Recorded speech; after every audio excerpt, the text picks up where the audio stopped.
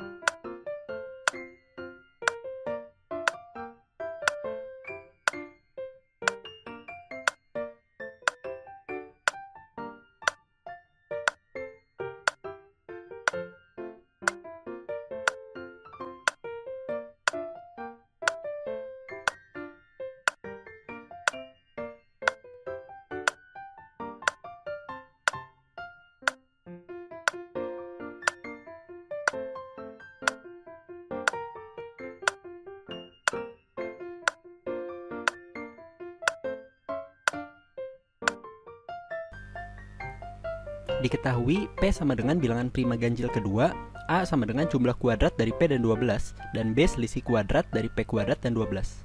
Dan X sama dengan B per akar A. Nilai dari X adalah berapa?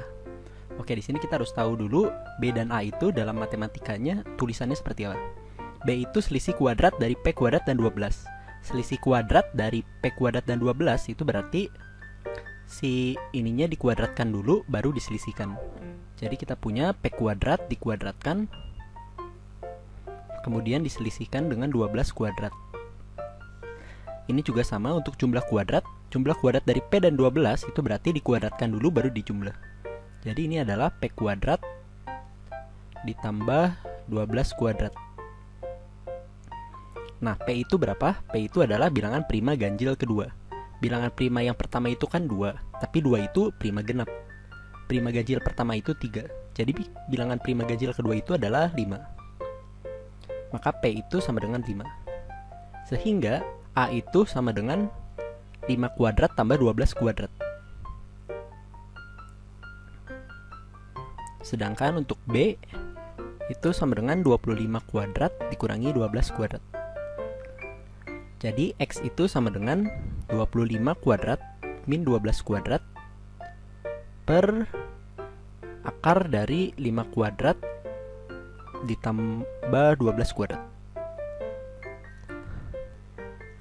Pembilangnya ini bisa kita faktorkan berdasarkan teorema selisih 2 kuadrat.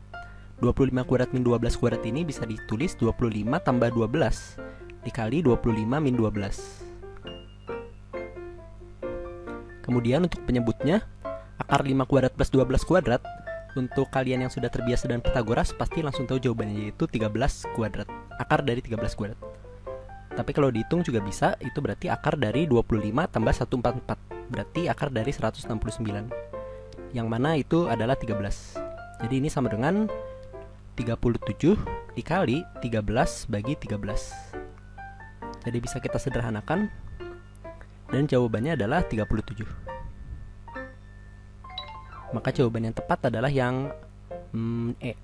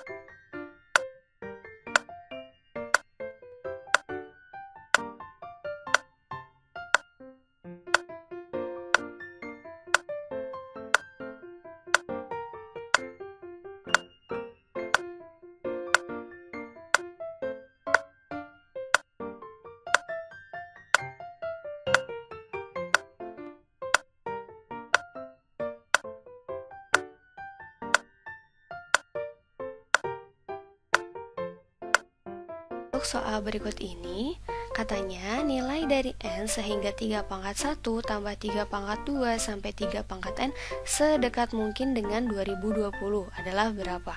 Sekarang kalau kita lihat, 3 pangkat 1 ditambah 3 pangkat 2 ini sampai 3 pangkat N, ini merupakan ekspresi dari deret geometri. Nah, ekspresi dari deret geometri dengan suku pertamanya atau kita sebut A itu sama dengan 3 pangkat 1. Lalu rasionya atau kita sebut R, itu boleh kita tulis jadi U2 dibagi U1 ya. Untuk mencari rasio, U2-nya kan 3 kuadrat, lalu U1-nya 3 pangkat 1. Ini sama dengan 3. Maka kita peroleh ekspresi yang kita punya adalah deret geometri dengan suku pertamanya adalah 3 dan R-nya atau rasionya itu adalah 3 juga.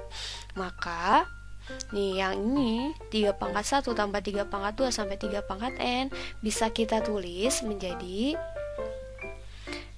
kan rumus deret geometri itu Sn sama dengan A dikalikan R pangkat N-1 dibagi dengan R-1.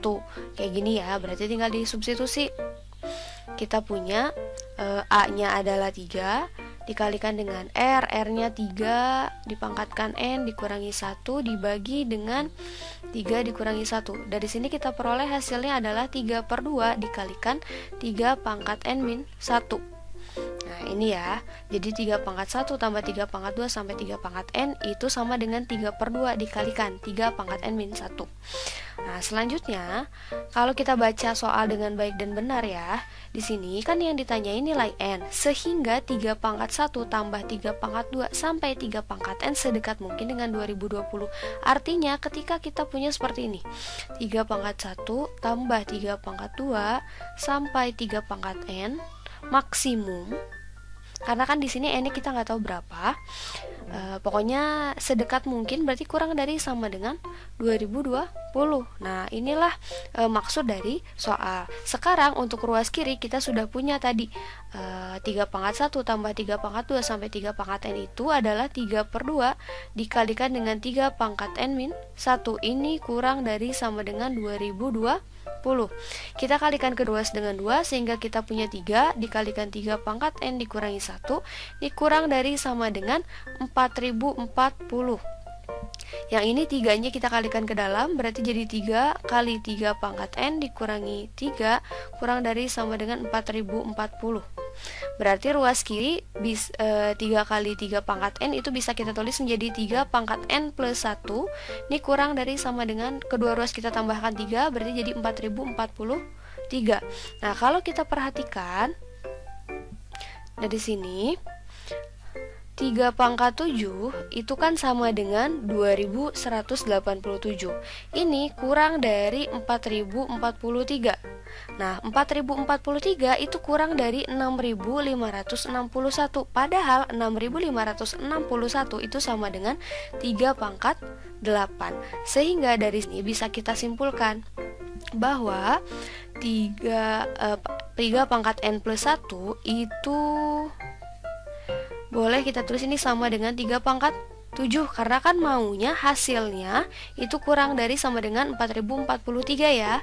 Nah berarti dari sini kita punya N plus 1 nya sama dengan 7 atau N nya sama dengan 6, sehingga N yang kita peroleh 6, atau jawaban yang benar ada di opsi D ya. Nih 6.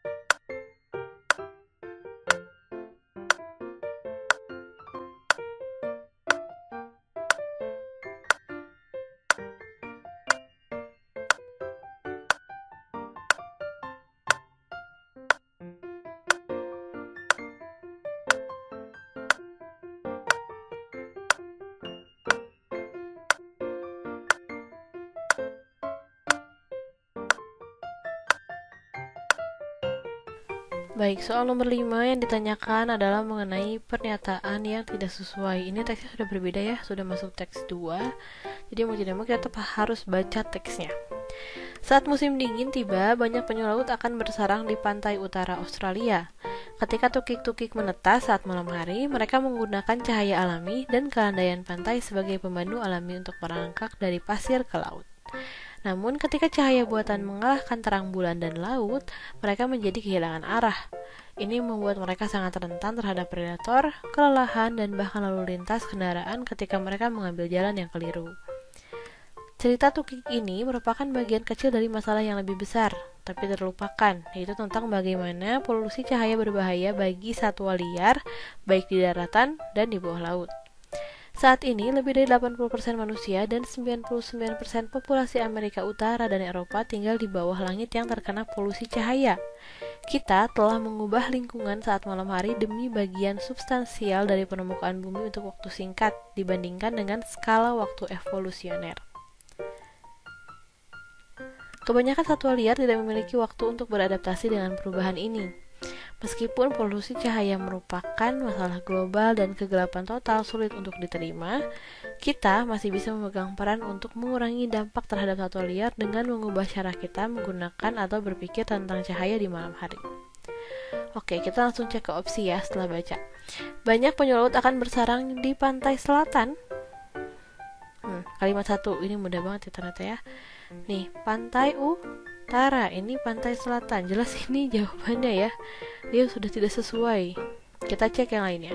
Cahaya alami dan kelandaian pantai adalah pemandu tukik-tukik merangkak ke laut. Nah, ini benar ya. Ini dari kalimat 2. Nih, ada kata merangkak di sini. Itulah intinya gitu. Jadi tepat penyataannya. Bukan ini jawabannya. Lalu C, tukik kehilangan arah ketika cahaya buatan mengalahkan terang bulan. Ini ada di kalimat 3. Jelas bukan jawabannya. D, kebanyakan satwa liar tidak memiliki waktu untuk beradaptasi dengan perubahan. Ya, ini ada di kalimat 8. Berarti sesuai ya. Lalu E, 80% manusia tinggal di bawah langit dan terkena polusi cahaya. Itu betul sekali ya, ini kalimat 6. Oke, berarti jelas nomor 5 jawabannya adalah A.